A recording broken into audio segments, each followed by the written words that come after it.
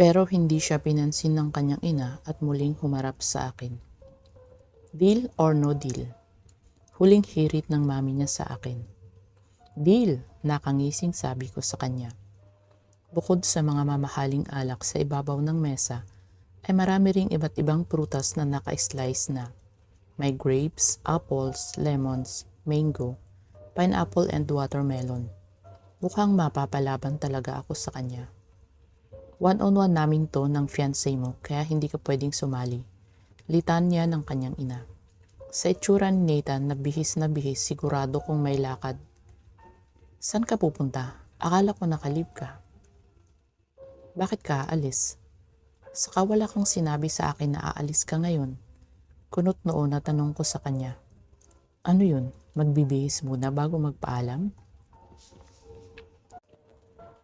Lumapit siya sa akin at hinalikan ako sa noo.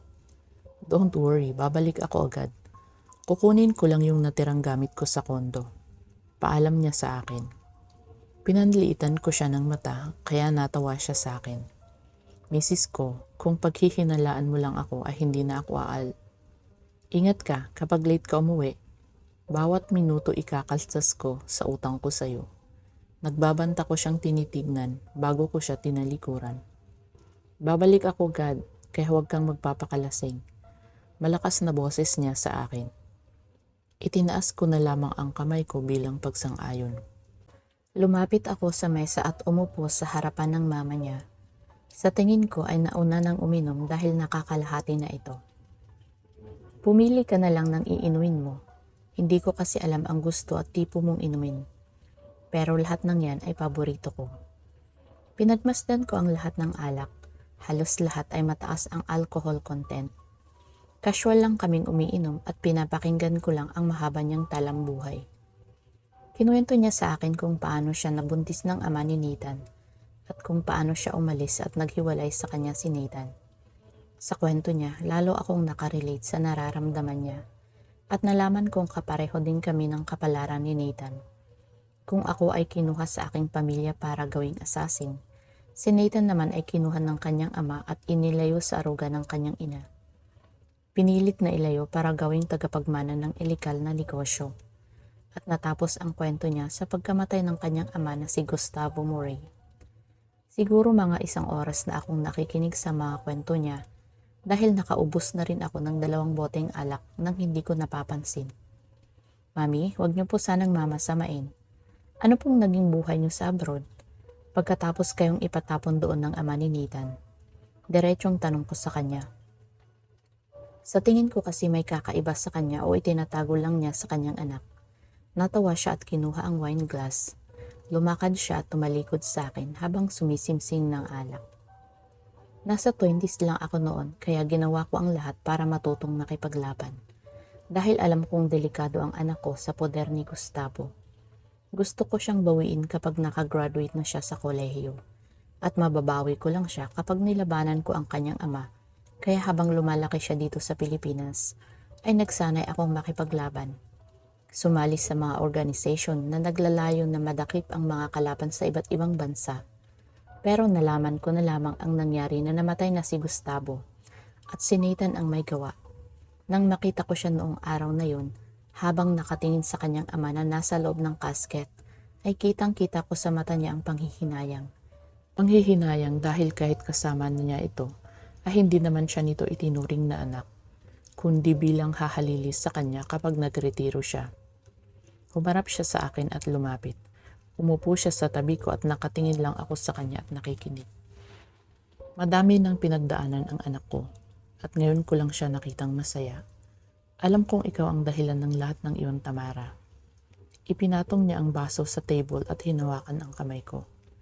Thank you for loving my son. Thank you dahil pinaglaban niyo ang pagmamahal niyo sa isa't isa. Despite nang nangyari sa inyo ay hindi ka nagdalawang isip na bumitaw. Naluluhang sambit niya sa akin. Nahawa ako sa sincerity niyang makipag-usap sa akin, kaya hindi ko na rin napigilan ang maiyak. Pareho kaming mahirap ang pinagdaanan, pero nilabanan namin yung dalawa dahil naniniwala kami na kaya namin harapin ang lahat, basta magkasama kami at hindi bibitaw. Hindi niyo na po kailangang sabihin yun dahil mahal na mahal ko po ang anak niyo at marami po akong utang sa kanya. Utang na loob ko po ang lahat sa kanya. Kung hindi dahil sa kanya, hindi ko mahahanap muli ang sarili ko. Kung hindi dahil sa kanya, mamamatay akong isang babaeng kriminal. At kung hindi dahil sa kanya, hindi ako magkakaroon ng pagkakataon para maging isang ganap na babae na pwedeng magkaroon ng pamilya at pwedeng lumigaya. Niyakap niya ako at hinaplos ang likod ko. Masasabi kong maswerte pa rin ako dahil alam kong magkakasundo kami ng kanyang ina at dahil sa kanya nakilala ko si Nathan ng lubos. Mahal nga lang maningil pero pwede na, yummy naman. Chapter 62. Tamara's POV. Nagpaalam sandali ang ina ni Nathan na aakyat daw muna at may kukunin sa taas. Akala ko ay babalik pa siya dahil hindi pa tapos ang inuman session naming dalawa. Pero ang sabi ni inay, nakabulagta na daw ito sa kanyang kama at hindi na kinaya ang kalasingan. Mabuti na lang dahil isang baso na lang ay gagapang na ako paakyat sa kwarto. Malinaw naman na panalo ako at tinakasan pa niya ako. Saglit akong lumublob sa tubig para kahit paano ay mabawasan ang kalasingan ko. Grabe din ang tibay ng mama niya. Halos bumalik na ang ininom kong alak sa aking bibig mula sa aking sikmura. Pero panay pa rin ang tagay niya. Yun naman pala ay tatakasan na niya ako. Sa sobrang kalasingan ko ay napasandal ako sa hagdan ng swimming pool. Parang hindi ko na rin kayang umakyat at parang masarap na din matulog dito, lalo pa't inabot na kami ng 6:00 ng gabi. Madilim na rin at ilang ilaw na rin ang nakasindi sa labas. Napaangat ako ng tingin nang marinig ko ang pagdating ng kotse ni Nathan. Isang oras na siyang late kaya may bawas na ang utang ko sa kanya. Tamara, are you okay? Kaagad siyang lumapit sa akin at hinubad ang suot niyang sapatos at medyas. Binuhat niya ako at iniupo sa rattan chair. Kaya mo pa ba? Bakit kasi ang dami mong ininom? Inis na sabi niya sa akin habang pinupunasan ako ng towel na dala niya. Talo ko ang mami mo, natatawa kong sabi. I know, occasional drinker lang din si mama gaya mo. Kaya pareho na kayong lasing ngayon. Inis na sagot niya sa akin. Bakit ngayon ka lang? Di ba sabi mo di ka magtatagal? Utal na tanong ko sa kanya. Parang umiikot na rin ang mundo ko at nagiging blurred na siya sa paningin ko. I'm sorry. Bukod sa traffic ay may tinulungan pa akong matanda. Hinablot kasi ang bag niya kaya tinulungan ko muna para madala sa presinto. Paliwanag niya sa akin. Sumandal ako sa balikat niya dahil inaantok na talaga ako. Naramdaman ko ang pag-angat ko sa ere at dahan-dahan niyang paghakbang paakyat sa akin sa hagdan. Feeling ko dinuduyan niya ako. Ang sarap din ng pagkakabuhat niya sa akin. Napakabango pa niya. Gustong-gusto ko talaga ang amoy niya. Daig ko pa ang naglilihi dahil sa gusto ko palagi ko siyang naaamoy. Pero alam ko wala pa rin kaming nabubuo. Siguro, kaya ko lang siya hinahanap kasi namimiss ko siya kahit magkasama na kaming dalawa. Saan mo ako dadalhin? Namumungay ang matang tanong ko sa kanya. Imbes kasi na ibaba niya ako sa kama ay buhat-buhat niya pa rin ako. Papaliguan mo na kita sa bathtub bago kita bihisan, wika niya. Sinipa niya ang pinto ng banyo at ipinasok ako sa loob. Dahan-dahan niya akong binaba sa loob ng malaking bathtub. Pagkatapos ay tinanggal niya ang kanyang long sleeve polo na nakatupi sa siko. Kaya litaw na agad ang katawan niya sa akin. Napalunok ako nang lumapit siya sa akin upang abutin ang pihitan ng tubig. Nasa harapan ko na kasi ang mukha niya at nasa pagitan na ang mukha ko sa kanyang leeg. Parang gusto ko na siyang kagatin. Binuksan niya ang gripo at tinimpla ang katamtamang init ng tubig. Tinanggal niya ang tali ng suot kong bra at napayakap ako sa aking sarili dahil nakikita na niya ang nakatayo kong dibdib. Kumuha siya ng shower sponge at nilagyan niya ng shower gel. Umupo siya sa gilid ng bathtub at dahan-dahan na kinuskos ang aking balat. Pakiramdam ko ay kinakabisan niya ang bawat parte ng aking balat. Mukhang nag-e-enjoy ka paghihilod at pagtitig sa akin. Nangingiting tanong ko sa kanya. Hinapit niya ang leeg ko at hinalikan ako sa labi. Noong una akala ko smack lang. Pero mas lumalim ang halik niya at idiniin pa ang ulo ko. Tuluyan na akong napapikit at napakapit sa kanyang batok dahil nagugustuhan ng katawan ko ang init na aking nararamdaman. Pagkatapos ng ilang minuto naming paghahalikan, ay siya na ang tumapos ng halik pero parang bitin pa ako. Masama ito. Ganito din yung pakiramdam ko noong unang may mangyari sa amin. Yung ayoko na siyang tumigil na halikan ako at hindi ko na makontrol ang sarili ko. Masama talaga ang epekto ng alak sa katawan ko, lalo na kapag tinititigan niya ako. Ako na mismo ang humapit sa leeg niya para hindi niya ako bitawan. At hindi naman ako nabigo dahil hindi siya tumutol sa ginawa ko. Namalayan ko na lamang na napatayo na ako sa bathtub at binuhat niya ako palabas. Binuksan niya ang gripo at kasama ko siyang nabasa sa ilalim ng shower. Habang hindi naghihiwalay ang labi naming dalawa, bumaba ang halik niya sa aking leeg. Napasinghap ako nang mapunta ito sa tuktok ng aking dibdib. Walang sinabi ang maligamgam na tubig sa init ng katawan na aking nararamdaman. Napasandal ako sa dingding nang bumaba ang halik niya sa pagitan ng aking hita. Para akong mauubusan ng hangin dahil sa mainit na bagay na dumatampi rin. Palagay ko ay malapit na akong magdiliryo dahil sa nararamdaman kong pamumuo ng puson ko na gusto ko nang ilabas. Nakahawak ako sa kanyang buhok at sinampay niya ang isang hita ko sa kanyang balikat para mas maging madali ang pag-angkin niya sa aking pagkababae. Nakakabaliw na pakiramdam na pati ang katawan ko ay napapasunod na rin sa bawat galaw niya at naririnig ko na rin ang ungol ko sa buong banyo. Maya-maya pa ay nanginig na ang tuhod ko at pagkatapos ay pinatalikod niya ako. Mula roon ay hinalikan niya ako sa leeg at dahan-dahan siyang pumasok sa loob ko. Awang ang labi ko dahil sa kakaibang sarap na aking nararamdaman. Mula sa likod ko siyang bumabayo. Sa una ay mahina lang, pero habang tumatagal ay mas bumibilis na rin siya at may pagkagat pa sa likod ng tenga ko, habang ang dalawa niyang kamay ay walang tigil sa pagmasahe sa aking dibdib. Nathan, ungol ko sa pangalan niya dahil sa pangalawang beses ay naramdaman ko na naman ang pagsabog ng pangalawa kong katas. That's good baby, bulong niya sa tenga ko. Hinihingal na ako pero hindi pa rin siya tumitigil. Hinarap niya ako at muli niyang pinasok ang kanyang pagkalalaki at iniyakap ang isa kong binti sa kanyang bewang. Halos mamaos na ako sa pag-ungol at pakiramdam ko ay nabawasan na ang kalasingan ko dahil ramdam na ramdam ko na ang ginagawa niyang pagbayo sa akin. Hanggang sa tuluyan na siyang manginig at ipinangko niya ang kanyang mukha sa balikat ko. Hindi pa rin niya tinatanggal ang kanyang pagkalalaki sa aking loob at parang inuubos pa niya ang lahat habang idinideposito sa loob ko. Hinihingal na tinignan niya ang mukha ko. Interest pa lang to. Pagkatapos ng kasal natin, araw o gabi-gabi pa akong maniningil. Nakangisi niyang sabi sa akin at muling sinakop ang bibig ko.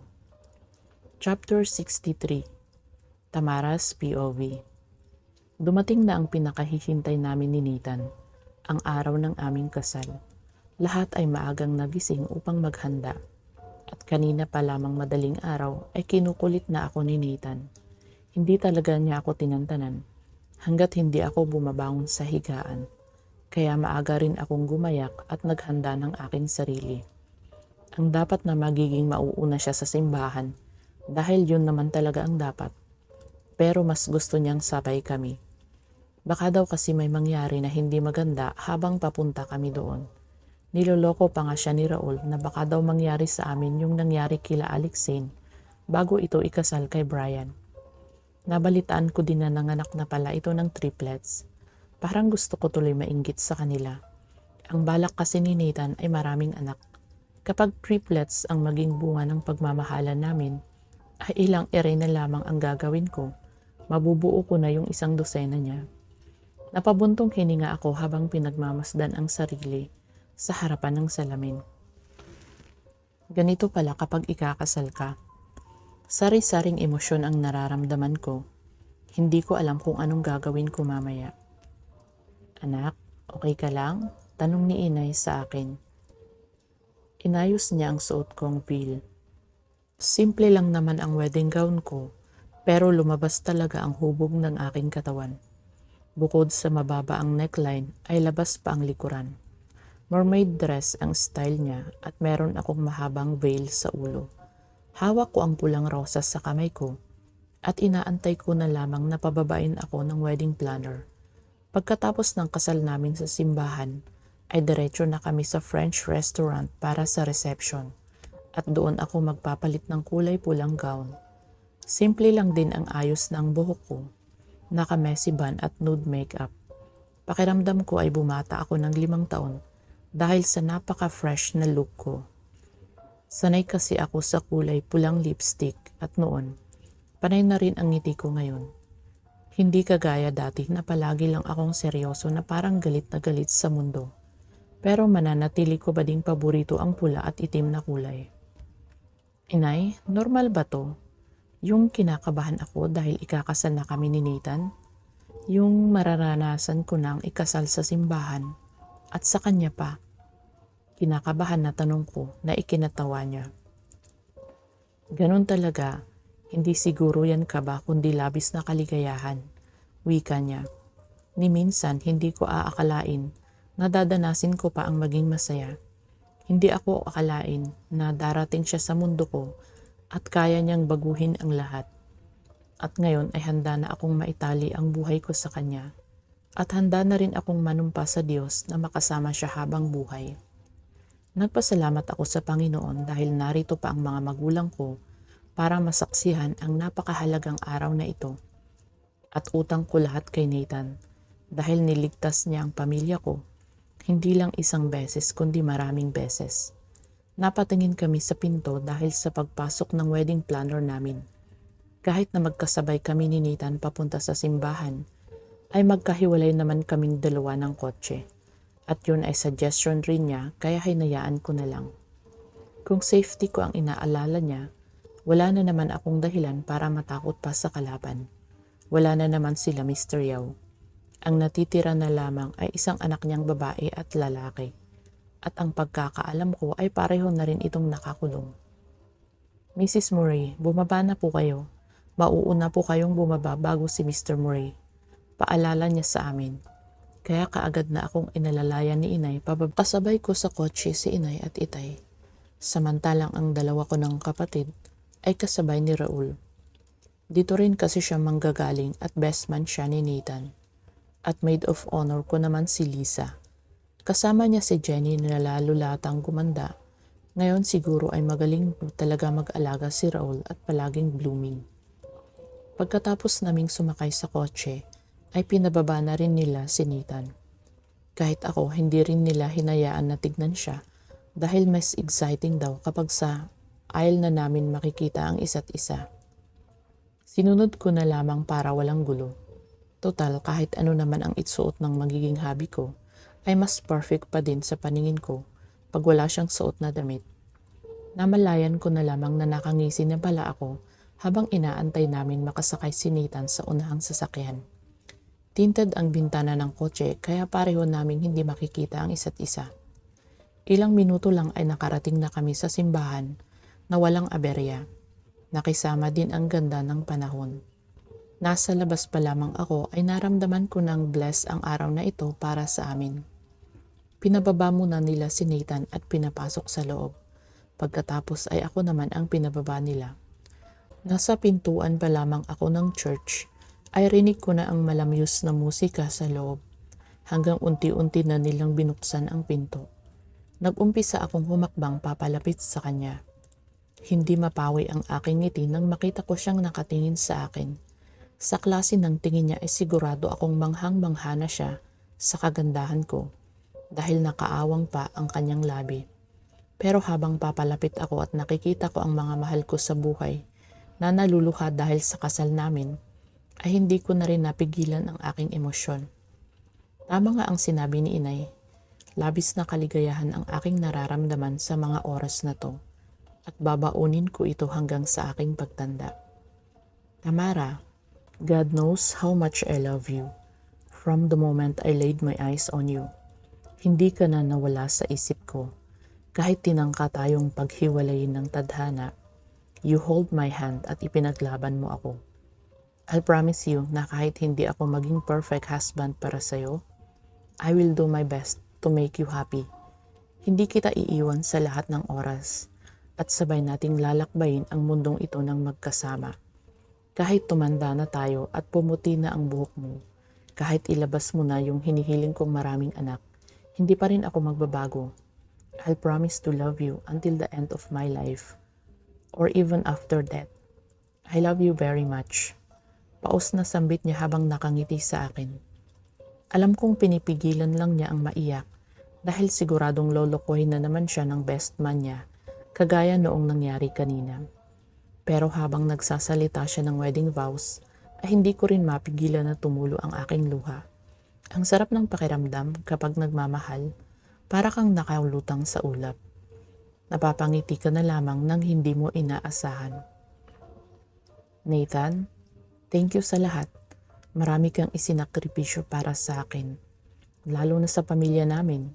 And thank you dahil ginawa mong posible ang lahat para sa akin. Susubukan kong hindi magiging nagger wife at susubukan kong pigilan ang sarili kong awayin ka dahil alam mo na ang mangyayari, di ba? Banta ko na ikinatawa niya. I'm serious. Kahit ano pa ang pagdaanan natin ay mananatili ako sa tabi mo at mananatili akong asawa mo hanggang sa huling hininga ko. I love you so much. Nangingilid na ang luha ko na pangako ko sa kanya. Marami pa akong gustong sabihin sa kanya pero sa alam kong alam na rin niya yun. Sa ngayon ay sapat na ang mga binitawan naming salita para sa isa't isa. Sa bisa ng kapangyarihan na ipinagkaloob sa akin ng Ama, Nathan and Tamara, I now pronounce you husband and wife. You may kiss your beautiful bride, wika ni Father. Humarap kaming dalawa sa isa't isa at tinaas niya ang veil ko. Pinunasan muna niya ang luha ko sa pisngi bago niya ako hinalikan. Segundo na naglapat ang aming labi, pero sapat na yon para maramdaman namin ang sarap ng pakiramdam dahil sa wakas ay tunay na kaming mag-asawa. Pagkatapos naming paliparin ang mga magagandang butterfly sa hawla, nagkaroon muna ng picture taking kasama ang malalapit naming kapamilya at kaibigan. Present ang lahat sa kasal namin, pati ang mga miyembro ng organisasyon ni Nathan. Si Mr. Mendoza, si Brian at si Raul at syempre, ang babaeng unang minahal niya si Alexine, na ngayon ay sobrang sexy pa rin sa harapan ko at parang hindi nagluwal ng triplets. Hindi na ako magtataka kung bakit siya nagustuhan ni Nathan. Dahil aminin ko man o hindi ay maganda siya. Hindi ko naman kinukumpara ang sarili ko sa kanya because I know my worth as a woman. Pagkarating namin sa reception ay nagbihis na rin ako ng kulay pulang gown. Labas pa rin ang likod at bagsak ang tela niya hanggang talampakan. Inilaglag na din ng makeup artist ang buhok ko at naging wavy na ang style nito. Nagtaka ako pagdating ko sa reception area dahil patay ang mga ilaw at wala akong makita. Hanggang sa biglang nag-play ang music at sumindi ang isang ilaw sa gitna. Lalaking mga nakatalikod ang tumambad sa akin at nagulat na lamang ako nang bigla akong hinila ni Lisa sa gitna at pinaupo kasabay ang pagbukas ng maraming ilaw. Awang ang labi ko nang makita ko si Nathan. Nakaitim na slacks, puting long sleeve polo na tanggal lahat ng butones at nagsusumigaw ang abs lalo na ang kanyang kagwapuhan. Nakakabinging hiyawan ang naganap nang mag-umpisa siyang gumiling sa harapan ko na waring inaakit ako. Pero hindi ko maiwasan ang mapangiti dahil hindi lang siya ang gumigiling sa harapan ko, kundi 5 sila at kabilang na si Raul na hindi pa rin pakakabog sa namumutok na abs. Umuulan ng abs ngayong gabi. Sigaw ng bakla naming host. Siguro ay nagfi-fiesta na rin ang mga mata niya, kagaya ko. Pero na kay Nathan lang talaga ang atensyon ko. Sa kanya lang ay kontento na ako. Lumapit siya sa akin at bumulong. Ano, naaakit ka na ba sa akin? Paos na boses niyang tanong. Sumilay ang ngiti ko sa labi. Isarado mo na yung polo mo at baka tusukin ko ang mga matang nakatingin dyan. Banta ko sa kanya na ikinatawa niya. Itinayo niya ako at dinala ako sa gitna. Nagbago ang tempo ng musika at naging romantiko. Kahit anong gawin ko ata ay hindi ka maaakit sa akin, nakangiting sabi niya sa akin. Yun ba ang alam mong paraan? Nakangisi kong tanong sa kanya habang nagsasayaw kami sa gitna. Bakit? May alam ka bang paraan? Nagtatakang tanong niya sa akin. Lumapit ako sa tenga niya upang bumulong. Hindi mo na kailangan yun. Makita ko lang yung kumakalembang sa gitna ng hita mo, nag-iinit na ako. Bulong ko sa kanya, sabay tinignan ko siya ng mapang-akit kong tingin. Mrs. Murray, ang halay talaga ng bibig mo. Dapat dyan siniselyuhan. Hinapit niya ang bewang ko at siniil ng halik ang aking labi. Chapter 64. 6 years later. Tamara's POV. Ma'am, kinidnap po ang kambal. Napatayo ako sa sofa nang matanggap ko ang tawag ni Manang Flora. Siya ang nag-aasikaso sa kambal namin na sina Luna at Sol. 6 na taong gulang pa lamang sila at nasa grade 1. Inaantay ko na lamang ang pag-uwi nila, kaya hindi ako makapaniwala sa natanggap kong tawag. Kaagad kong tinawagan si Nathan upang ipaalam sa kanya ang nangyari habang binabaybay ko ang daan patungo sa school nila Luna at Sol. Han, bakit? Tanong niya sa kabilang linya. Nasaan ka? Pumunta ka sa school ngayon din. Mahinahon kong sabi sa kanya. Sa aming dalawa ay ako ang pinakakampante kaya hindi ako pwedeng mataranta. Dahil paniguradong magdadala na naman siya ng batalyon kung sakaling makumpirma nga naming nawawala ang kambal. Nangyari na rin kasi ito noong nagbubuntis ako sa kambal. Dahil napakaselan ng pagbubuntis ko, pero hindi naman ako nahirapan. At dahil sa pagkataranta niya, imbes na ako ay siya na ang sumakay sa stretcher papuntang delivery room at iniwan ako, habang ako naman ay nakatingin at natatawa sa kanyang namumutlang mukha. Ngayon lang din siya nagkaganon. Simula nang naging mag-asawa kami, hindi siya mapakali. Siguro ay dala na rin ng kanyang trabaho. Kaya nga kailangan pa namin na mag-hire ng driver bodyguard para sa kaligtasan ng kambal. At ngayon ay nangyari na nga ang kinatatakutan naming dalawa. Anong meron? May meeting pa kami. Wika niya sa akin. Hindi ko alam kung paano ko sasabihin na hindi siya agad magpapanik. Wala ang mga bata sa school, sabi ni Aling Flora. What? Napapikit ako sa lakas ng sigaw niya. Nawawala ang mga bata? Pero parang normal ka lang makipag-usap sa akin? Inilayo ko ang aking phone sa aking tenga. Sabi ko na nga ba, siguradong sa mga oras na ito ay tinatakasan na niya ang meeting niya upang sundin ang sinasabi ko. Kalma ka lang Nathan, magkita na lamang tayo sa harapan ng St. Mary. Seryosong sabi ko sa kanya. Kaagad kong pinihit ang manibela at mabilis na pinatakbo patungo sa school nila. Wala pang 5 minuto ay nakarating na agad ako sa gate nila at kasunod ko na si Nathan sakay ang kanyang big bike. Ni hindi ko na nga nagawang magbihis ng damit pambahay dahil sa pagmamadali at ang tanging suot ko lang ay manipis at kulay cream na bestida na aabot sa talampakan. Habang si Nathan ay cool na cool ang dating at papalapit sa akin na salubong ang kilay. Pinakakalmante. Natanaw agad namin si Manang Flora at ang driver bodyguard namin. Ma'am, kanina po namin hinahanap sa loob pero wala po talaga ang kambal. Umiiyak na sumbong niya sa akin. Paano nangyari yun? Paano sila makakalabas ng ganun? Hinawakan ko ang kamay ni Nathan para huminahon siya. Pag ganitong crisis ay lalong hindi makakabuti kapag nagpapanik lalo kaming hindi makakapag-isip ng maayos. Ang alam ko ay pwedeng lumabas ang bata kapag wala ang kanilang sundo na papasok sa loob. Kaya nakakapagtaka kung sakaling may ibang sumundo sa mga anak ko dahil alam kong matalino sila at matagal ko na yung pinapaalala palagi na huwag sasama kahit kanino.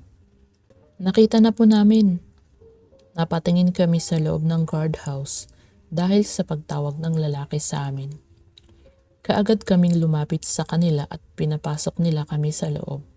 Pinaharap nila kami sa CCTV ng school at ipinakita sa amin ang clips kung saan may dalawang lalaking bumitbit sa anak namin at ipinasok sa L300 na van na ginagamit sa pagdi-deliver ng mineral water. Fuck! Mura ni Nathan nang makumpirma namin na anak nga namin na sina Luna at Sol ngayon. Kinuha ko ang phone ko upang itrack ang kambal.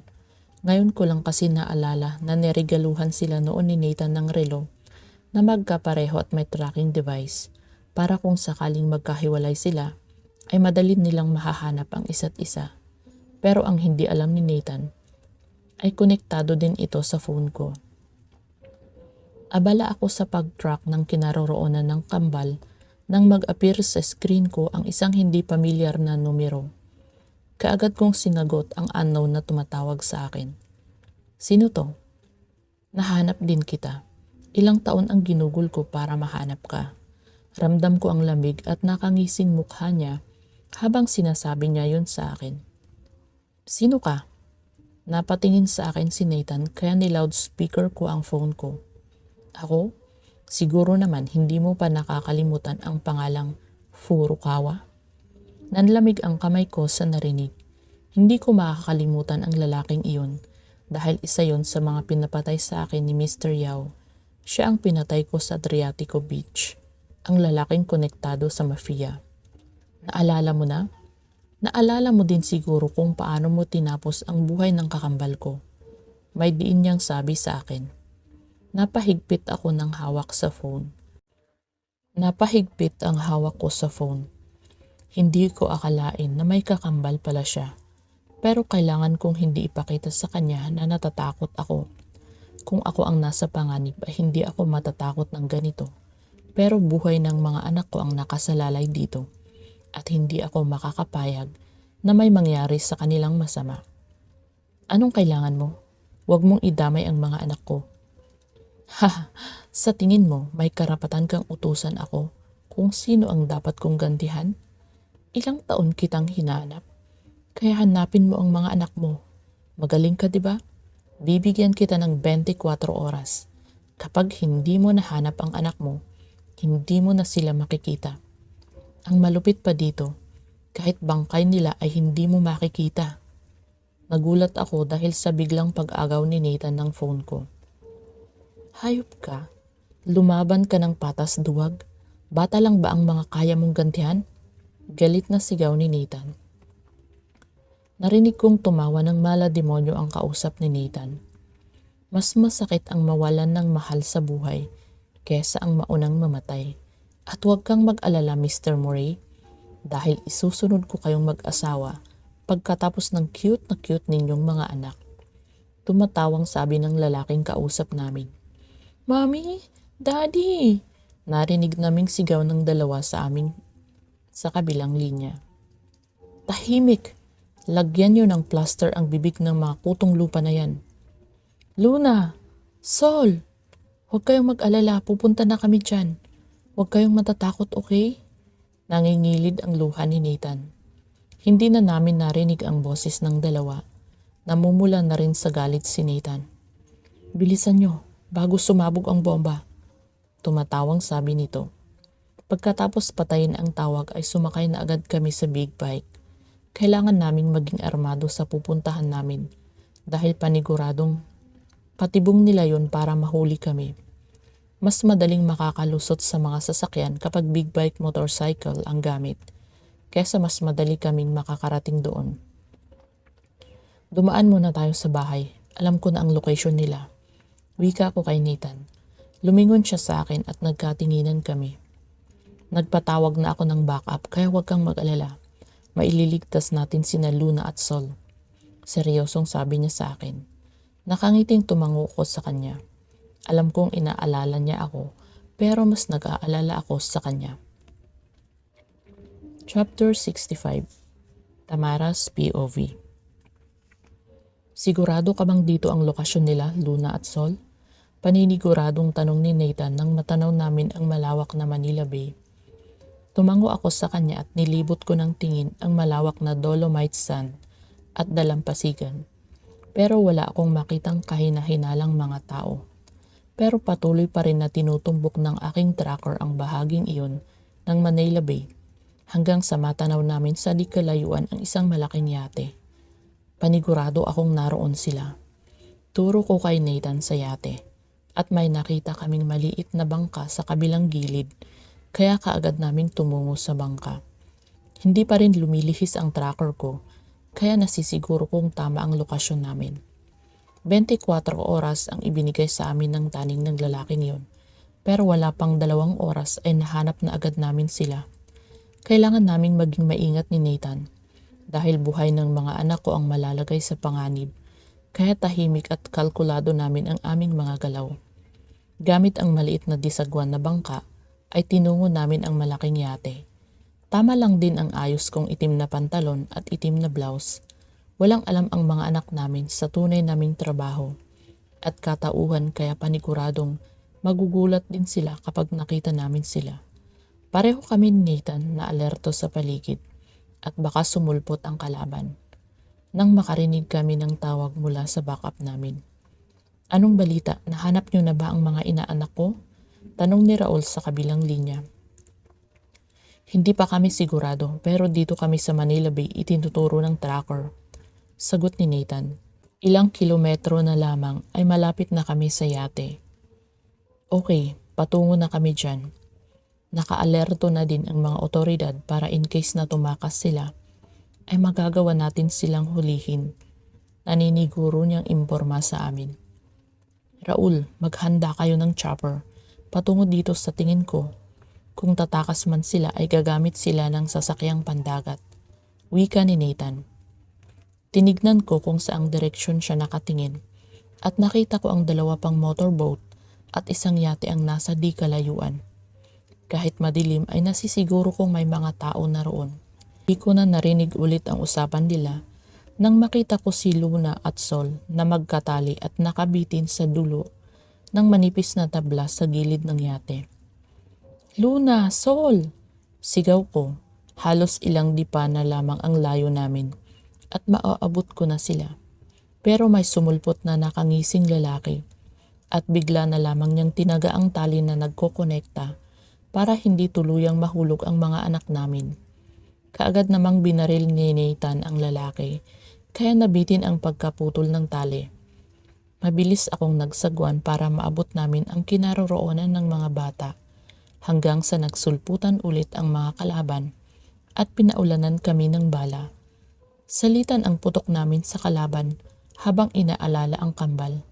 Narinig namin ang pagdatingan ng tulong na pinapunta ni Nathan kaya kahit paano ay nakahinga ako ng maluwag hanggang sa tuluyang naputol ang tali ng kambal. Walang pagdadalawang isip na tumalon kami sa bangka at kaagad na sumisid para sagipin ang 2. Alam kong marunong silang lumangoy dahil sinanay namin silang huminga ng matagal sa ilalim ng tubig. Pero walang magagawa ang kambal kung nakatali ang kamay at paa nilang 2. Madilim ang paligid at tanging ilaw ng chopper ang nagsisilbi naming liwanag para mahanap ang 2.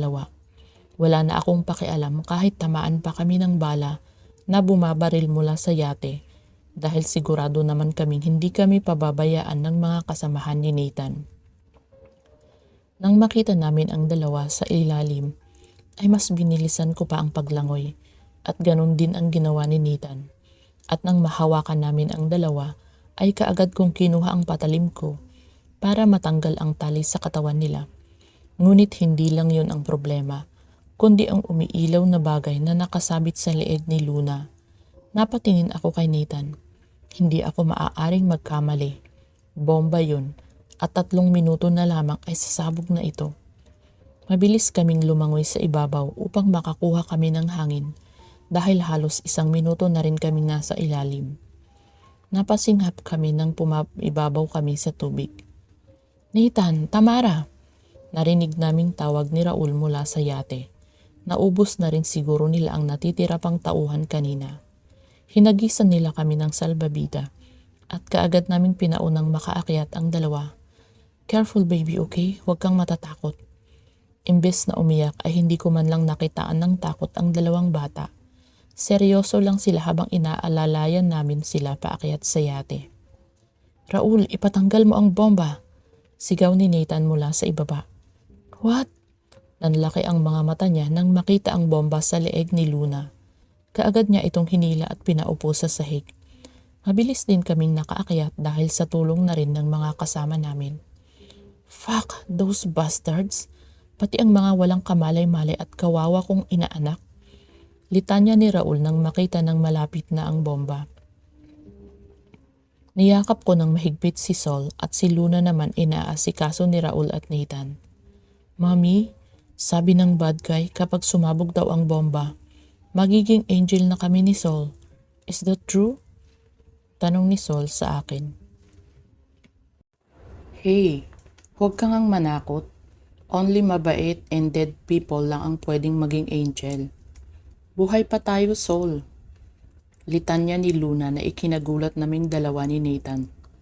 Sa edad niyang 6 ay parang alam na niya ang mga nangyayari sa paligid.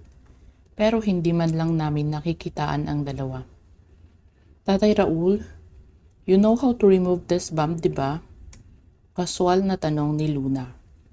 Patuloy lang ang pagtakbo ng timer at sinusuri pa rin nila ang bomba. I'm not sure, pero huwag kang matakot.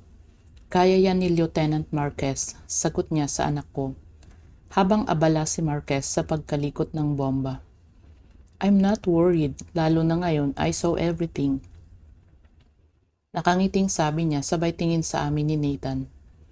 At kahit hindi niya sinasabi sa amin, ay sigurado akong ang tungkol sa naganap na barilan ang tinutukoy niya. Shit, tumatakas sila! Sigaw ng isa sa mga tauhan na kasama ni Raul at nakita namin ang pag-alisan ng mga bangkang dimotor palayo sa kinaroroonan namin. Kaagad akong tumayo at inihabilin ko si Sol kay Nathan. Saan ka pupunta? Tanong ni Nathan. Ikaw na ang bahala sa mga bata. Gawin mo ang lahat ng paraan para mailigtas silang dalawa. May tatapusin pa akong laban. Seryosong paalam ko sa kanya. Hindi ako papayag na makakatakas ang lalaking yun. Kaagad akong umakyat sa nakabiting hagdan ng chopper upang sundan ang mga kalaban. Chapter 66. Tamara's POV. Matalim ang tingin na pinagmasdan ko ang papalayong yate. Akala siguro nila ay basta-basta ko na lamang sila hahayaan na makatakas pagkatapos nilang idamay ang kambal ko. Down! Utos ko sa lalaking nakasakay sa chopper. Siya ang sniper na bumabaril sa lumalabas ng yate at nagtatangkang barilin kami. Ako nang bahala, ipababa mo pa, malakas na boses kong utos, dahil masyado na ding maingay. Inilapit ulit ng peloto ang chopper sa yate, kaya walang pagdadalawang isip akong tumalon.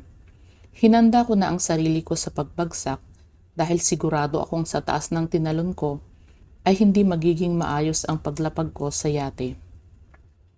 Hindi ko rin masisiguro ang kaligtasan ko, kaya mas naging maingat ako at matalas ang paningin.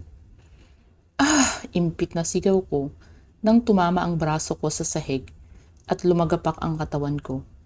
Pero kaagad din akong kumilos nang makita ko ang lalaking nakaitim at ang kanyang pagbaril sa akin. Kaya napatago ako sa gilid ng cabin at doon tumama ang bala. Nagpalitan kami ng putok ng baril at agad ko din siyang tinamaan hanggang sa nagpulsulputan na rin ang ilang kalaban, kaya muli akong nagtago. Tapara, akala mo ba porke nailigtas niyo na ang mga bata at naubos niyo na ang tauhan ko, ay tagumpay ka na? Ang hindi mo alam, may bomba na nakatanim sa yate na yun at wala kang ibang choice kundi kunin sa akin itong remote control para pigilan ang pagsabog ng bomba. Kaya lang wala ka ng oras dahil sa loob ng 3 minuto, boom! Sabog ang mag-aama mo. Umigting ang pangako sa narinig na sinabi niya. Akala ko ay ang leeg lang ni Luna ang may bomba. Hindi ko naisip na mayroon pang isa at sasabog na yon. Ilang minuto mo lang ngayon. Ano? Hahayaan mo na lamang ba silang magkagutay-gutay at maging pagkain ng isda? O lalapit ka dito sa akin para kunin ang remote control? Hamon niya sa akin. Napipiko na talaga ako sa boses pala kanyang kadadaldal. Sumilay ang ngiti ko sa aking labi. Hinugot ko ang magkabilang patalim sa aking hita. Kasing haba ito ng isang talampakan at regalo pa ito ng mami ni Nathan. Inarbor ko pa to sa kanya at nababagay lang na subukin ko kung nakakaputol ba ito ng matabil na dila. Dahan-dahan akong tumayo at humarap sa kanila. 5 tauhan at pang-anim siya. Kamukhang kamukha niya nga si Furukawa.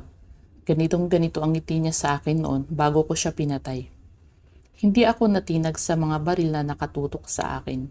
Kung pwede akong maging isang mapagmahal na asawa at ina sa aking pamilya, madali lang din sa akin ang maging isang assassin kapag napatid na ang aking pasensya. Alam mo, dapat nananahimik ka na lang eh. Dapat hindi mo na hinagad na gumanti pa sa akin. Alam mo kung bakit? Nakangisi kong tanong sa kanya. Nakita kong ibinaba niya ang remote control at itinutok ang baril sa akin. Hindi ako natatakot sa'yo. Ikaw ang dapat matakot sa akin dahil ngayong gabi, magtatapos na ang buhay niyo. Umulan ng bala sa paligid dahil sa palitan ng mga putok ng baril mula sa maliliit na bangka. Nalulan ng mga kaaway na ngayon ay pinapaulanan na ng bala ng mga alagad ng batas. Gumisi ako sa kanya at nakita ko ang pag-igting ng panga niya at gigil na patayin ako. Ano pang inaantay niyo? Patayin niyo na siya, sigaw niya. Nagsimulang magpaputok ang natitira niyang tauhan, pero walang isa mang tumama sa akin dahil ginamit ko ang patalim upang iwasan ang lahat ng iyon. Ayaw man kitang mawala ng pag-asang tapusin ako, may isang bagay kang hindi alam sa akin. Nakangisi kong sabi sa kanya. Kahit nasa kanya ang atensyon ko ay malakas ang pakiramdam ko na kaya kong malaman kung sino ang magtatangkang bumaril ulit sa akin. Sinanay ako ng mga tauhan ni Mr. Yao na nakapiring habang napapalibutan ng mga kaaway. Tanging protection ko lang sa aking sarili ay mahabang sandata at mas marami sila. Tandang-tanda ko pa ang sinabi noon ni Mr. Yao. Hindi ako nagkamali ng pagpili sa'yo. Kung ibang tauhan ko ang gumawa ng ganong pagsasanay ay hiwa-hiwalay na ang katawan nila ngayon. Natatawang sabi niya habang nakapatong ang kanyang kamay sa aking balikat. Ni hindi man lang niya inalala ang mga naging sugat ko noong oras na yon. Para mabuhay ay pinilit kong lumaban na may piring ang mga mata. Kaya sisiw lang sa akin ang mga ito. 3 minuto? Kaya kitang tapusin ng 3 segundo. Tinalon ko ang pagitan ng layo naming dalawa at parang hangin kong tinapos ang buhay niya. Sa isang iglap lang ay gumulong na ang kanyang ulo sa sahig ng yate at kaagad kong kinuha ang remote control at pinatay kaagad ang timer. Napatingin ako sa mga natira niyang tauhan na nanginginig ang mga kamay na habang nakatutok sa akin ang kanilang mga baril. Kapag pinutok niyo yan, siguraduhin yung tatama. Dahil kung hindi, sabay-sabay kong pagugulungin ang mga ulo niyo. Seryosong sambit ko sa kanila. Nakita ko ang takot sa mga mata nila at isa-isa silang nagsilundagan sa yate. Kahit magtangka pa silang tumakas ay wala na rin silang magagawa dahil napapalibutan na kami ng mga otoridad. Tamara! Napalingon ako sa tawag ni Nathan. Hindi ko namalayan na papalapit na pala ang yate na lulan sila. At nakita ko na lamang si Raul ang nagmamaneho nito sa itaas at nakangisi pa habang nakatingin sa akin. Nakahinga ako ng maluwag nang makita kong wala na ang bomba sa leeg ni Luna. Alam kong kayang gawin nila ng paraan yun. Kaya hindi ako nagdalawang isip na ipaubaya sa kanila ang anak ko. Hindi pa sila gaanong nakakalapit ay tumalon na agad si Nathan papalapit sa akin. At nagulat na lamang ako nang siniil na agad niya ako ng mainit na halik sa aking labi. Hoy, tanggalin niyo muna yung pugot at baka makita ng kambal. Sa loob ng cabin niyo na ituloy yan, litanya ni Raul. Kahit kailan talaga ay panira siya ng moment namin ni Nathan. Kahit buntis na rin si Jenny ay hindi pa rin nagbabago. Let's go home, Friday ngayon, sambit niya nang maghiwalay ang labi namin. Ano ngayon kung Friday? Nagtatakang tanong ko sa kanya. Gumisi siya ng nakakalokong ngiti kaya may hinala akong alam ko na naman ang tumatakbo sa isipan niya. Chapter 67. Tamara's POV. Pinagmasdan namin ni Nathan ang mga bata. Mahimbing na silang natutulog ngayon. At sa palagay ko ay wala namang nangyaring trauma sa kanilang dalawa. Nakikipagkulitan pa nga sila kanina sa amin habang papauwi. Nangangamba ako na ngayon alam na nila ang tungkol sa amin ni Nathan. Baka magkaroon sila ng ideya sa ginagawa namin. Dahil bilang isang ina, hindi ako makakapayag na maging kagaya ko sila. Hanggat maaari ay ayokong madungisan ang kanilang mga kamay ng dugo mula sa mga masasamang tao. Kaya hanggat kaya namin ni Nathan na protektahan sila at ilihis sa mga magandang landas ay gagawin ko para hindi nila danasin ang nangyari sa amin. Han, huwag ka nang mag-alala. Nakita naman natin sila na okay, di ba? Sambit ni Nathan sa tabi ko. Iniyakap pa niya ang kanyang braso sa aking bewang, kaya humarap ako sa kanya. Alam ko, kaya nga mas natatakot ako. Dahil hindi ko man lang nakitaan sila ng takot. Nathan, alam mo naman na iba ang gusto ko para sa kanila. Pero nakikita ko ang pagkamangha sa mga mata nila habang nangyayari yung labanan kanina. Ayokong isipin na paglaki nila, hahawak din sila ng armas at sasabak sa patayan. Hinabig niya ako at ikinulong sa kanyang matigas na dibdib. Don't worry, hindi mangyayari ang iniisip mo. Paniniguro niya sa akin. Napabuntong hininga na lamang ako. Hinalikan niya ang tuktok ng noo ko. Mga baby pa ang anak natin, kaya kung oras-oras mong iisipin ang paglaki nila, tatanda ka ng maaga. Kaya ako na lamang ang isipin mo muna ngayon. Total naman, tulog na ang mga bata. Nakangiti niyang sabi habang nakatitig sa mukha ko. Alam mo, 6 na taon na tayong kasal. Naniningil ka ba din ba sa utang mo? Nakataas ang kilay kong tanong.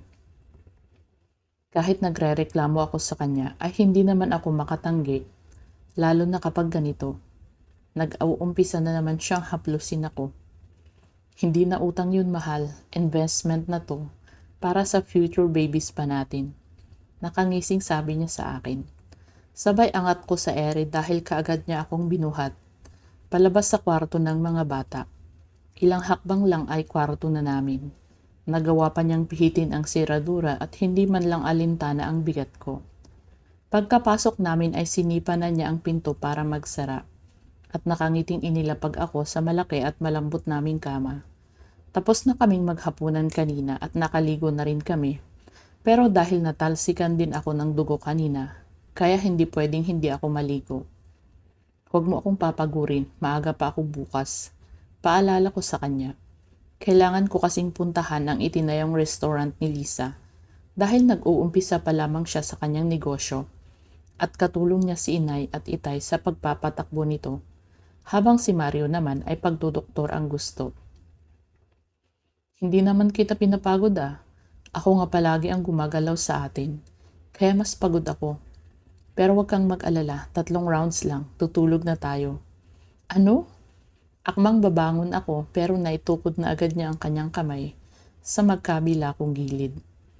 At sobrang lapit na ng mukha niya sa akin. Kinagat niya ang ibabang labi niya kaya doon napunta ang mga mata ko. Pansin ko din ang medyo mahahaba na niyang balbas sa baba. Ilang araw din siguro siyang hindi nag-ahit pero mas nakadagdag pa yon sa kanyang apil at mas lalo siyang gumugwapo sa paningin ko. Hindi ka pa rin nagbabago. Namumula ka ba din kapag tinititigan kita ng ganito? Nakangisi niyang sabi sa akin. Kahit anong tago ko ng aking reaksyon kapag inaakit niya ako ng ganito, ay lumalabas pa rin talaga sa mukha ko. Napapansin niya pala yun at sinasadya niya talaga para makuha niya ako sa tingin. Masaya ka na niyan? Nakangiting tanong ko sa kanya. Okay na rin yun kahit na hindi ako vocal sa pagsasabi na mahal ko siya. Nakikita naman niya sa mukha ko na alam niyang mahal ko siya. Oo naman. Because you made me the happiest man on earth. Nakangiting sabi niya habang nakatitig pa rin sa akin. Napangiti ako dahil nagawa na naman niya akong pakiligin. Kapag nasa ganito kaming sitwasyon, wala siyang ibang ginagawa, kundi sabihin sa akin kung gaano siya kaswerte na nakilala at minahal niya ako. Pwede ako muna ang mauna? Nang aakit na tanong ko sa kanya na ikinakunot ng noo niya. What do you mean? Hindi na ako sumagot pa at mabilis kong pinagpalit ang pwesto naming dalawa. Sa isang iglap ay siya na ang nasa ilalim at ako na ang nasa ibabaw niya. Are you sure with that? Baka hanap-hanapin ko to. Tanong niya sa akin. Palagi na lamang kasi siya ang nauuna at mas napapagod. Kaya dapat lang napaligayahan ko din siya para mas lalo pa siyang maningil. Mabaliw sa akin. 101% nakangiting sagot ko sa kanya. Sandaling bihag ng labi namin ang isa't isa. Pagkatapos ay nag-umpisa nang bumaba ang aking halik sa kanyang baba. Nakahawak lang siya sa aking bewang at ramdam ko na ang kahandaan niya na tumutusok sa aking hita. Bumaba ang halik ko sa kanyang dibdib at mas napaawang pa ang labi niya nang laruin ko ang kanyang nipples sa pamamagitan ng aking dila. Napunta sa balikat ko ang kanyang kamay at humaplos. Pumipisil pa rin siya na parang nanggigigil na rin sa akin. Napangiti ako dahil mukhang nag-e-enjoy naman siya sa ginagawa ko hanggang sa ibaba ko pa ang aking labi at pinagsawa ko ang aking labi sa kanyang matigas na abs. At hindi pa din ako nakontento kaya mas binaba ko pa ang paghalik sa kanyang katawan hanggang umabot na ako sa kanyang nakatayong armas. Pero akmang hahawakan ko pa lamang ay bumangon na siya at pinigilan ako. Why? Seryosong tanong ko sa kanya. Hindi ako ready. Pigil niya sa akin na ikinatawa ko. Nakasimangot niya akong tinignan. Dahil sa hindi ko talaga ma-imagine na ganun ang magiging itsura niya. Akala mo kung sinong virgin. Ang ibig kong sabihin, kapag ginawa mo yan, baka hindi na kita patulugin, seryoso niyang sabi. Nawala ang ngiti ko sa labi at nakita ko na seryoso talaga siya. Kung hindi ko lang iniisip ang gagawin ko bukas, ay baka pinatulan ko na ang hamon niya. Pero kahit paano ay may kontrol pa naman ako. Ako na lang, nagulat ako nang bigla niya akong hinila, kaya ako na naman ang nasa ilalim. Pilya mo ha, matagal mo na sigurong pinagkakainterasan ang armas ko no? Tanong niya habang nasa ibabaw ko na siya at may pagpitik pa sa ilong ko. Gusto ko lang tikman, nakalabi kong sabi. Sunod-sunod siyang umiling. Ako na lang ang titikim. Nakangising sabi niya at mabilis akong sinunggaban ng halik sa labi. At gaya ng sinabi niya, ay nanghihina na naman ang aking mga hita dahil sa walang kasawaan niyang pag-angkin sa akin. At scam yung 3 rounds dahil sa bilang ko ay nakaapat na ata kami bago niya ako tinigilan. Maganda talaga mag-invest habang bata pa. Pero bata din ang magiging kalalabasan kung palagi namin itong gagawin. Chapter 68. Tamara's POV. Congratulations, Mr. and Mrs. Murray. You're 4 weeks pregnant, nakangiting bati ng personal OB-GYN ni doktor ko. Talaga, Doc? Yes. Kambal po ba ulit? Excited niyang tanong na ikinakunot ng noo ko. Alam niya kung gaano kahirap mag-alaga ng kambal dahil danas namin yun. Pero ngayon, kambal ulit ang gusto niya. No, Mr. Murray, isang baby lang ang nakita ko sa transvaginal ultrasound. Sagot ng doktor sa kanya. Thank you, Doc. Babalik na lamang po kami sa next check-up. Paalam ko sa kanya matapos na ibinigay niya ang mga kakailanganin kong vitamins sa pagdadalang tao. Hila-hila ko pa din ang nakangiting si Nathan. Alam ko na namang buntis ako. Sa gabi-gabi ba namang pag-e-invest niya ay hindi pa kami makabuo? Malalaki na rin naman ang mga bata, kaya kakayanan namin ulit. Ang isa pang baby. Han, nakakatatlo na tayo. 9 na lang ang kulang, buo na ang basketball team natin. Kabilaan na yun. Nakangising sabi niya habang naglalakad kami sa hallway ng clinic. Humarap ako sa kanya at sinamaan ko siya ng tingin. Gusto mong kabilaan din kung lagyan ng black eye ang mata mo? Inis na banta ko sa kanya. Kung makapagsalita siya, akala mo talaga siya ang magdadalang tao. Kung alam lang niya kung gaano kahirap ang magbuntis, baka hindi na siya makahirit sa akin. Wag naman, bawasan mo na yung pagiging mainitin ang ulo mo. Dahil baka maapektuhan ang baby natin. Saway niya sa akin habang hinihimas pa ang aking impis pang tiyan. Paano hindi iinit ang ulo ko sa'yo? Hindi pa nabubuo ang pangatlo nating anak, nahirit ka na ng siyam? Gusto mo ikaw na lang magbuntis? Inis na sagot ko sa kanya. Tinawanan niya ako dahil sa sinabi ko. Kung ako ang magbubuntis, saan ko naman yan padadaanin? Natatawang sabi niya sa akin. Hindi man lang niya inisip na wala siyang matres kaya imposibleng mangyari yun. Mas inisip pa niya kung saan niya padadaanin. E di sa malaki mong hindi ko na naituloy ang sasabihin ko dahil naging maagap niyang tinakpan ang bibig ko. Nagiging bulgar na ako nitong mga nakaraang araw. Nahahawa na ata ako sa kanya. Ang halay ng bibig mo, wala tayo sa private place. May tamang lugar para dyan. Nakangiting sabi niya sa akin. Tinanggal ko ang kamay niya sa bibig ko. Totoo namang sinabi ko, di ba? Nakataas ang kilay kong tanong. Totoo naman kasi hanggang ngayon namamangha pa rin ako kapag nakikita ko yun. Pero mas nakakamangha dahil kinakaya ko. Nakita kong namumula ang tenga niya. Siguro ay nagugustuhan niya pa talaga ang sinabi ko sa kanya. Inakbayan niya ako at tumuloy kami sa kanyang sasakyan paglabas namin ng klinik. Stop torturing me, honey. Dahil sa lumalabas sa bibig mo. You're waking up the monster in me. Litanya niya nang makapasok na siya sa driver's seat. Napatingin ako sa tinutukoy niya at totoo ngang gising na naman ang halimaw. Kakatapos lang natin kaninang umaga ah. Don't tell me wala sa vocabulary ng halimaw na yan ang mapagod. Di makapaniwalang tanong ko sa kanya. Hinila niya ang batok ko at siniil ako ng halik sa labi. Stop it, okay? Kakalma din to. I don't want to do it in the car.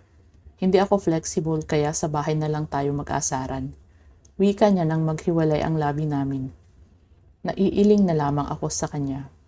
Kasinungalingan yun. Dahil nagawa na namin yun sa lahat ng parte ng bahay. Ganon siya ka-flexible. Don't look at me like that. Kapag hindi to kumalma, kasalanan mo to. Nakalabi niyang sabi sa akin. Napapangiting tumingin na lamang ako sa harapan ng kalsada. Mahirap na, baka madali pa ako dito sa loob. Hindi pa naman siya marunong magbiro, lalo na kapag nagagalit na yung halimaw niya. Pagdating namin sa bahay ay nakita kong nagkakasiyahan si Sol at si Mami. Kakauwi lang ng mami niya mula sa abroad kahapon at dito na siya tumuloy dahil namimiss daw niya ang mga bata. Mami, Daddy, salubong sa amin ni Sol. Sabay kaming humalik sa kanyang noo. Sabado ngayon at wala silang pasok. Where is Luna? Tanong ko sa kanya. Nasa kwarto po, magiliw na sagot ni Sol. Kahit magkamukhang magkamukha silang dalawa ni Luna, ay alam na alam ko agad kung sino sa kanila si Luna at Sol dahil may kakaibang ugali si Luna na minana niya sa akin. Samantalang si Sol naman ay nagmana sa kanyang ama. Napakalambing nito at napakabibo. Habang si Luna naman ay tahimik lamang sa isang tabi at paminsan-minsan ay hawak lamang ang mga libro. Nagpaalam ako sa kanilang pupuntahan ko si Luna sa kanyang kwarto. Ang sabi ko kasi kay Nathan ay sabay naming sasabihin sa kanila ang magandang balita. Pag-akyat ko ay tinungo ko agad ang kanyang silid. Dahan-dahan kong binuksan ang pinto at pumasok ako sa kanyang kwarto. Narinig ko ang tunog ng tubig sa banyo, kaya siguradong nasa loob siya nito. Ngunit natigil ang paghakbang ko nang makita ko ang mga babasahin niya na nakaipit sa ilalim ng kanyang unan. Nagtatakang lumapit ako dahil hindi naman niya kailangang itago ang mga binabasa niya at pwede naman niyang ilagay iyon sa bookstand niya. Pero nang hilahin ko ang babasahin na iyon, ay nakita ko kung ano ang nakasulat dito. Galit na hinila ko ang lahat ng iyon at inilagay ko sa gitna ng kanyang kama. Tinungo ko ang kanyang cabinet at mas nagulat ako sa aking nakita. Isang pares ng mamahaling assassin knife ang nakita ko. Mom, napalingon ako kay Luna na ngayon ay nakatayo na sa labas ng kanyang banyo. Bakit ka nagbabasa ng mga yan? At bakit ka meron neto? Mahinahon pero madiin na tanong ko sa kanya. Mom, I want to be like you, sagot niya sa akin, na lalong ikinainit ng ulo ko. What? Alam mo ba ang sinasabi mo, Luna? Tumaas ang boses ko dahil hindi ko na napigilan ang nararamdaman ko. Ito ang matagal ko nang kinatatakutan, ang maging curious siya sa ganitong bagay. Kahit anong pilit kong itago ay lalabas pa rin pala sa kanila at gugustuhin pa rin nila. Yes, ma'am. Alam ko po ang sinasabi ko. Walang takot na sagot niya sa akin. Napadako ang tingin ko sa kanyang kamay na punong-puno ng binalot na tela at mabilis niyang itinago iyon sa likuran niya. "Show me your both hands now!" Galit na sigaw ko sa kanya. "Mom, please, huwag ka na magalit. Even Mamita wants me to learn it. That's why binili niya ako ng knife na yan." Nangingilid ang luha na sabi niya sa akin. At hindi ako makapaniwala na si Mami mismo ang nagbigay sa kanya nito. Mabilis akong lumapit sa kanya at kinuha ko ang dalawa niyang kamay. Tinanggal ko ang nakabalot nito at mas nabahala ako nang makita ko ang mga sugat nito. May maga, malalalim din at sariwa pa. Ibig sabihin ay ngayon niya lang sinubukang gamitin ang patalim na iyon. Mariin akong napapikit at humiga ng malalim. Hinila ko siya upang dalhin sa labas ng bahay dahil nandoon silang lahat. "What happened, honey? Bakit umiiyak si Luna?" Nag-aalalang salubong sa amin ni Nathan. Kinuha ko ang patalim at ibinato ito sa lupa. Kaya napunta doon ang tingin nilang lahat. "Anong ibig sabihin nito, Mami?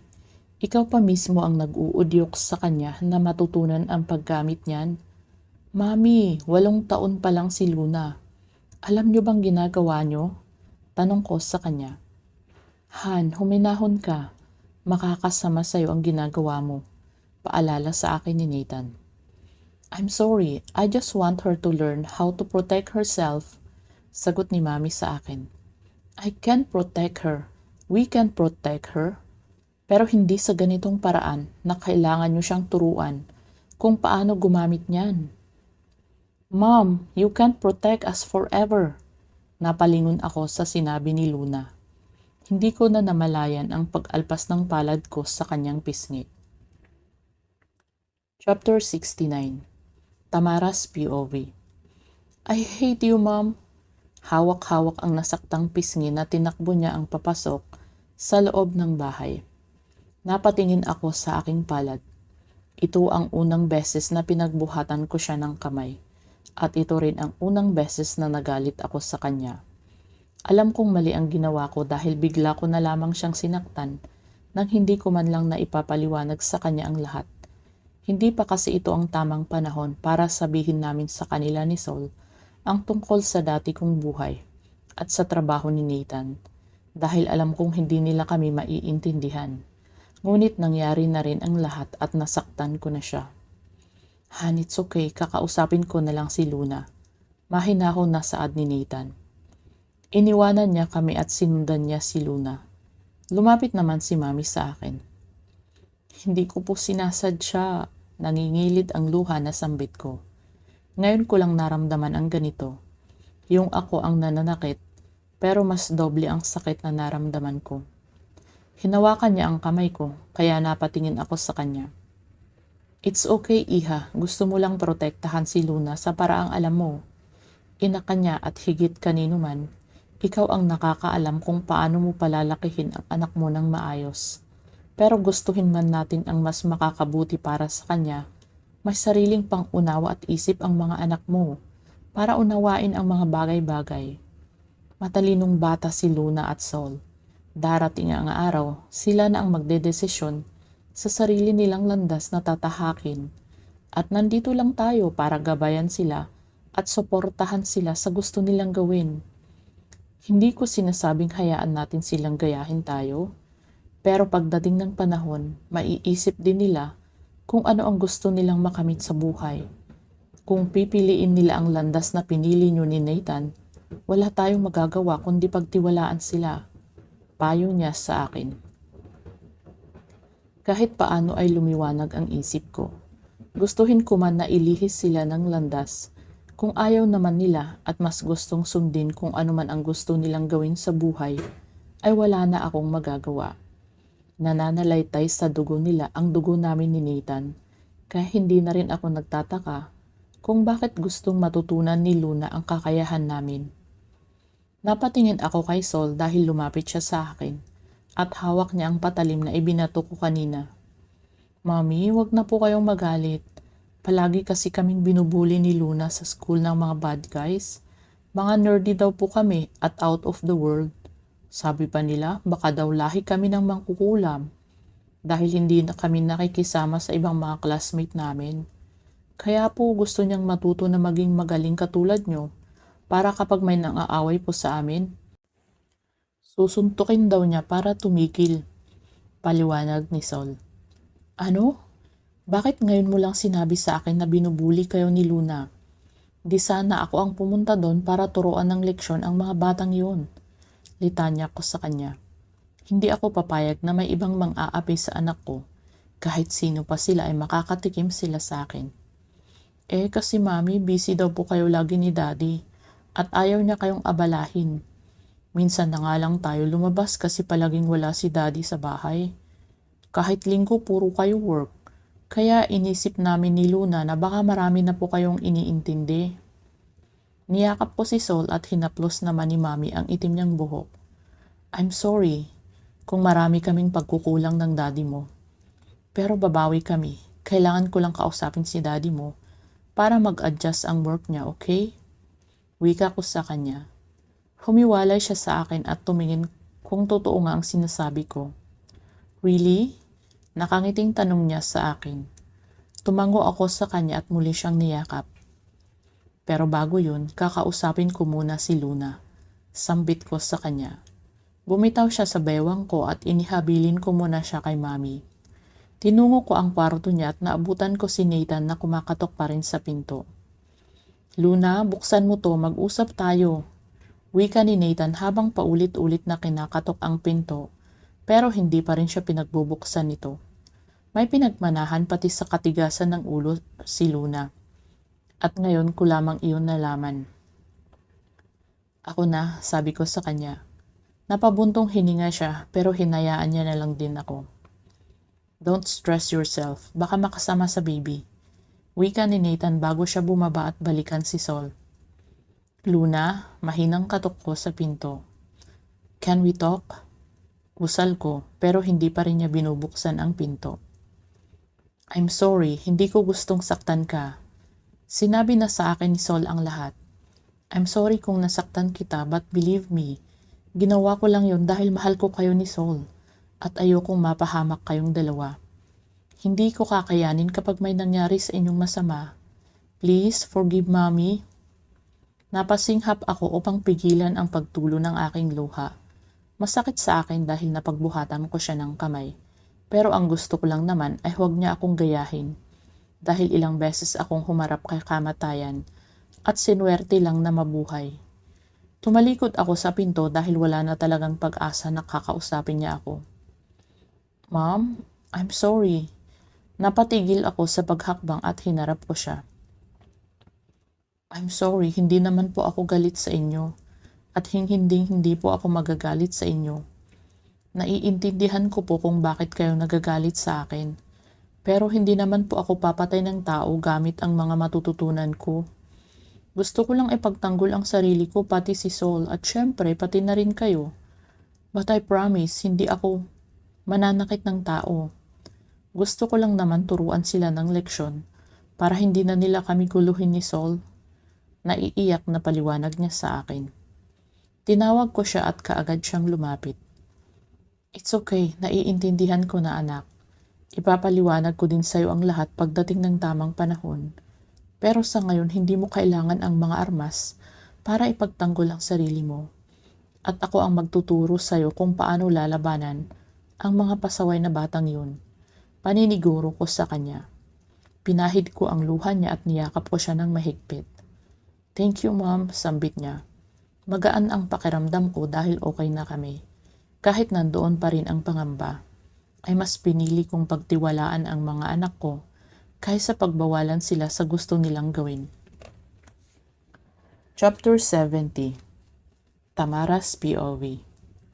Kagaya nga ng ipinangako ko sa mga bata, ay lumipad kami agad patungong El Nido, Palawan upang magbakasyon ng 2 araw.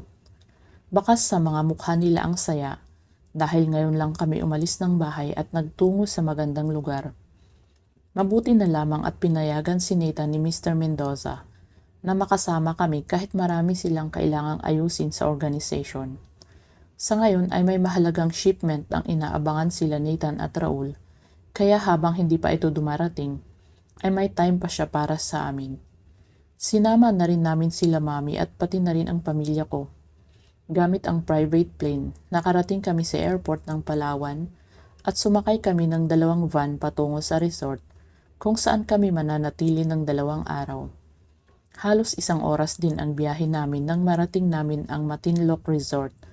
Sariwang hangin at magandang tanawin ang bumungad sa amin. Sumabay din sa magagandang panahon, kaya mas masarap mag-unwind sa ganitong lugar. Bakas sa mga bata na masaya talaga sila. Kaya ngayon ko lang naisip na importante talaga ang family time. Simula kasi nang naging mag-asawa kami ni Nathan, ay naging abala na rin ako. Sa pag-aasikaso sa kanila, mahirap din maging ina. Dahil hindi lang mga anak ang dapat alagaan, kundi pati na rin ang aking asawa. Pero hindi pala sapat yung palagi ka lamang andyan para sa kanila. Dahil nakakapagod at maghahanap ka rin talaga ng pahinga. Pagkatapos naming mag-check-in sa tutuluyan namin, ay dinala na kami ng assistant sa aming tutuluyang cottage. Malaking nipahat ang bumungad sa amin. Pero sa loob ay moderno ang kagamitan.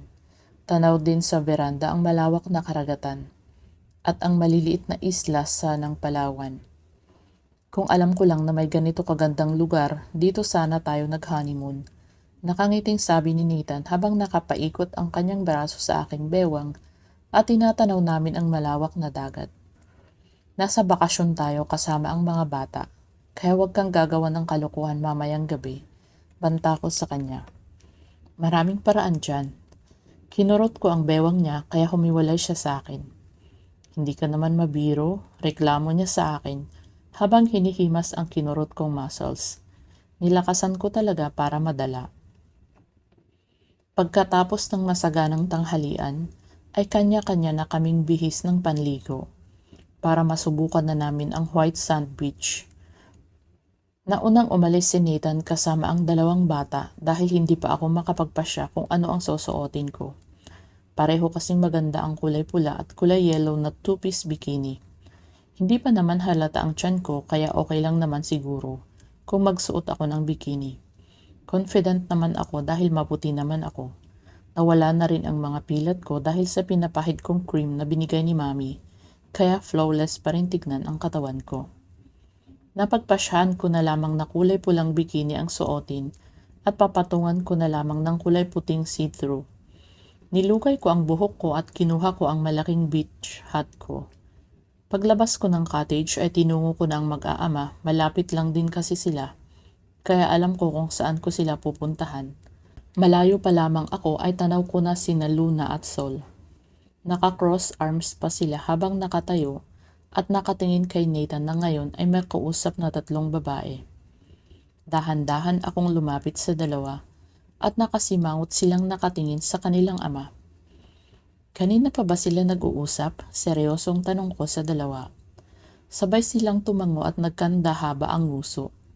Nag-init lalo ang ulo ko nang may paghawak pa ang babaeng nakasuot ng bikini na utong lang at tilapia ang nakatakip. Bikini na nga, kinulang pa sa tela. Diyan lang kayo. Kaagad akong humakbang papalapit sa aking asawa at sa mga kausap niyang babae na nagngingitian pa. Pwede bang pakitanggal ng madumi mong kamay sa braso ng asawa ko? Mataray kong sabi sa kanya. Nakataas pa ang bagong ahit kong kilay. Bumitaw ang babae at tumingin sa akin. Tinaas pa niya ang eyeglasses na suot niya. Excuse me, asawa mo si Papa Nathan? Malanding tanong niya na nagpausok ng ilong ko. Marahas akong napalingon kay Nathan at pinagbabantaan ko siya ng tingin. Oo nga pala, she's my lovely wife, Tamara. And Tamara, this is my colleague. Pakilala niya sa akin. Bahagyang humupa ang init ng ulo ko dahil sa lovely wife na sinabi niya. Hinagod ako ng tingin mula ulo hanggang paa. Nakakatakot pala ang asawa mo. Halos pabulong niyang sabi kay Nathan. Inilapit pa nito ang sarili sa kanya. Pumagit na ako sa kanila. Oo, nakakatakot talaga ako. Lalo na kapag nagagalit ako. Dahil nagigilit ako ng malalanding tao. May diin kong sabi. Tinakasan ng kulay sa mukha ang babae at kaagad na umalis sa harapan namin ni Nathan. Matapos kong samaan ng tingin. Akala siguro ng higat na yun, porket maganda siya at malaki ang nyug niya sa harapan, pwede na siyang lumandi kahit kanino. At isa pa tong lalaking to, kung makangiti, gustong gusto naman. Han, grabe ka, natakot mo sila. Kulang na lamang kumaripas ng takbo. Saway niya sa akin. Bakit? Gusto mo bang sumama sa kanila? Sumama ka na, hindi kita pipigilan. Kunin mo na rin lahat ng gamit mo sa bahay. At huwag ka nang magpapakita sa amin ng mga bata. Litanya ko habang nakataas ang kilay. Aba, walang masama sa ginawa ko. Advance lang ako mag-isip. Seryoso siyang humakbang palapit sa akin kaya umatras ako. Baka halikan na naman niya ako tapos andito ang mga bata. Pinapalayas mo ako dahil lang sa mga babaeng yun? Di makapaniwalang tanong niya. At bakit? Kung gusto mo eh. Alangan namang mambabae ka tapos uuwi ka pa rin sa amin? Inis na sagot ko sa kanya. Hindi ako ng babae, okay? Kinausap ko lang sila. Hindi ko nga maalala ang mga pangalan nila eh. Hindi ng babae. Kulang na lang, isuot mo yung mukha mo sa kapiranggot na telang nagtatakip sa utong ng babaeng yun. Ano? What the hell? Bulalas niya. Namumula na ang mukha niya at inis na takatingin sa akin. Kasinungalingan na yung sinasabi mo. Alam mo ba ang parusa kapag nambibintang ka ng hindi naman totoo? Salubong ang kilay niyang sabi. Hindi pa ako nakakasagot ay mabilis na niya akong binuhat at tumakbo siya patungo sa tubig. Ano ba, bitawan mo ko, lulunurin mo ako no? Singhal ko sa kanya. Samantalang hindi nakaligtas sa mata ko ang tawanan ni na Luna at Sol. Nasa likuran na rin nila sila mami at pati na rin sila inay, itay at ang dalawa ko pang kapatid. Hindi kita lulunurin, gagawa tayo ng next baby para made in Palawan, litanya niya. Chapter 71. Tamara's POV. Pagkatapos naming maglandian maghapon sa tabing dagat, ay bumalik na kami sa cottage para maghapunan. Sa isang malaking table ng veranda kami kumain. Mga fresh na seafoods, fruits, at fresh buko juice ang nilantakan namin. Nagkaroon din ng inuman session sina Itay at si Nathan, kasama nila si Mario. Samantalang kaming mga babae naman ay panay lang selfie dahil ito ang unang beses na lumabas kaming pamilya. Umiinom din kami pero flavored beer lang. Makalipas ang ilang oras na masayang salo-salo, niyaya ako ni Nathan sa labas para maglakad-lakad sa dalampasigan. Nagpapahinga na rin ang mga bata katabi si Mami sa kabilang kwarto, kaya nagkaroon kami ng time ni Nathan para lumabas. Umupo kami sa malaking bato na nakaharap sa dagat. Liwanag lang ang nagsisilbing ilaw sa paligid. Sumasamyo din ang malamig na hangin sa suot kong manipis na bestida. Masarap pala ang ganito. Nakaka-relax habang pinapakinggan ang paghampas ng alon sa tabing dagat. Ngayon lang ako nakaramdam ng ganitong kapanatagan sa buhay. Masarap sa pakiramdam na kasama mo ang buong pamilya. May babait at hot kang asawang mahilig manglista ng utang. May magaganda at matatalino kang mga anak. Wala na siguro akong mahihiling pa. Hindi gaya nitong katabi kong balak pa ata akong gawing paanaking baboy. Anong iniisip mo? Hinawakan niya ang kamay ko at sumandal ako sa balikat niya. Yung mga utang ko, sambit ko na ikinahagik-gik pa niya. Kapag kalokohan talaga ang bilis magets. Kapag naman inutusan mong mag-grocery, kung ano yung nakalista, hindi yun ang bibilhin. Magrereklamo pa na hindi daw mahanap. Mga simpleng bagay na nagiging dahilan ng pag-aaway naming dalawa na nauuwi sa paglilista niya ng panibagong utang. Kung pera nga lang ang ibinabayad ko sa kanya, baka bilyonaryo na siya. Sa kasisingil ng interes pa lang, ilang rounds na, ay daig pa ang pagod na pumapasok ng 12 oras sa trabaho. Nathan, sa tingin mo, tama kaya ang naging desisyon natin? Napayagan ang kambal? Niyuko niya ako at kinintalan ako ng halik sa noo. Huwag kang mag-alala. Kung hindi naman nila gagamitin ang matututunan nila para sa man lamang sa kapwa at makakabuti yun para sa kanila. Isa pa, malaki ang potensyal nilang dalawa. Hindi pangkaraniwan ang mga anak natin. Hindi sila kagaya ng mga bata sa kanilang edad na naglalaro lamang ng larong pambata. Saka kapag kinausap ko nga si Sol, daig ko pang kumakausap ng matanda. At isa ba, babae ang anak natin. Nararapat lang sa isang babae na kayang ipagtanggol ang kanilang sarili. Lalo na ngayon, masyado nang masama ang mundo. Napabuntong hininga ako sa sinabi niya. Hindi pa rin kasi ako mapanatag. Pakiramdam ko, palagi akong kakabahan kung sakali mang katulad ng landas ni Nathan ang piliin nilang dalawa. Huwag mo nang isipin yun, honey. Nandito naman tayong dalawa. Sambit pa niya para pagaanin ang loob ko. Kung pwede nga lang na ako na ang gumanti para sa mga nambubulis sa anak ko, ay ginawa ko na. Kaya lang, ayaw ni Luna at gusto daw niyang turuan ng leksyon ang mga lalaking yun. Kaya hinayaan ko na lamang sila. Umalis ako sa balikat niya at siya naman ang tinignan ko. Ikaw, bakit mo ako dinala dito? Wala nang tao dito. Kung iniisip mong gagawa tayo ng made in Palawan dito ay huwag mo nang subukan. Hindi ko pinangarap gumawa ng milagro dito. Natawa naman siya sa sinabi ko, pero hindi talaga ako nagbebiro. Judgmental ka, may kwarto naman tayo. Bakit dito tayo gagawa? Gusto lang kitang makasama at makausap ng sarilinan. Simula kasi nang maging mag-asawa tayo, hindi tayo nagkakaroon ng ganitong pag-uusap. Seryosong sabi niya sa akin. Paano ba naman kasi kami mag-uusap ng masinsinan? Gusto niya labanan agad. Kapag namatay ako sa laban, mag-aasawa ka ba ulit? Salubong ang kilay kong tumingin ulit sa kanya. At bakit ka naman mamamatay? May bahid na inis kong sabi. Sa dami ba naman ang pwedeng pag-usapan, yung ganun pa ang sasabihin niya? Wala lang, alam mo naman na delikado ang misyon ko. Iniisip ko lang ang pwedeng mangyari. Sa ganitong trabaho, kakambal na ang kamatayan. Kaya yun ang inaalala ko. Kapag namatay ako, baka mag-asawa ka ulit. Dagdag pa niya na lalong ikinakunot ng noo ko. Ano ba naman kasing klaseng tanong yan? Siyempre, mag-aasawa pa ako. Ang bata ko pa kaya? May kumpiyansa kong sagot. What? Seryoso?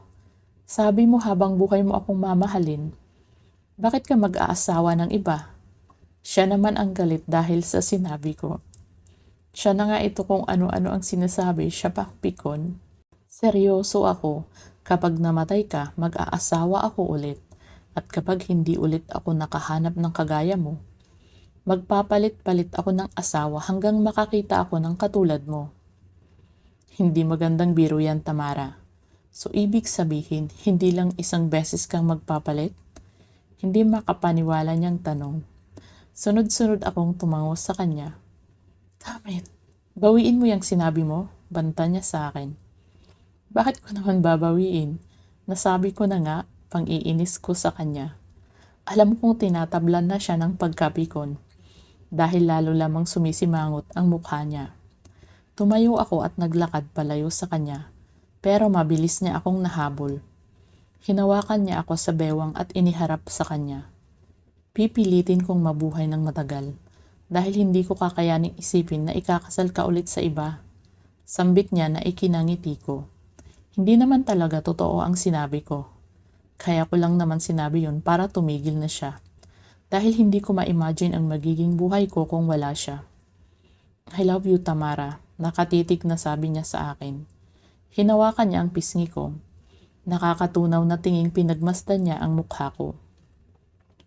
I love you too, Nathan. Hinding-hindi kita mapapalitan. Kahit ilang kapangalan mo pa ang dumating sa buhay ko, ikaw pa rin ang gugustuhin ko. Napangiti siya sa sinabi ko at inilapit pa niya ang kanyang mukha sa akin. Siniil niya ako ng halik sa labi at buong puso ko namang tinugon iyon. Hindi ko alam kung paano nangyari pero nakisabay ang aming damdamin at naging saksi ang maliwanag na buwan sa ginawa namin sa dalampasigan na tanging kami lamang ang nakakaalam. Akala ko ay hindi talaga namin gagawin yun. Pero dahil nadala na rin ako sa labis na kapusukan, ay nagpaubayan na rin ako. At dito na po nagwawakas ang ating kwento. Salamat po sa inyong pakikinig at nawa po ay subaybayan pa ninyo ang ating mga susunod na kwento.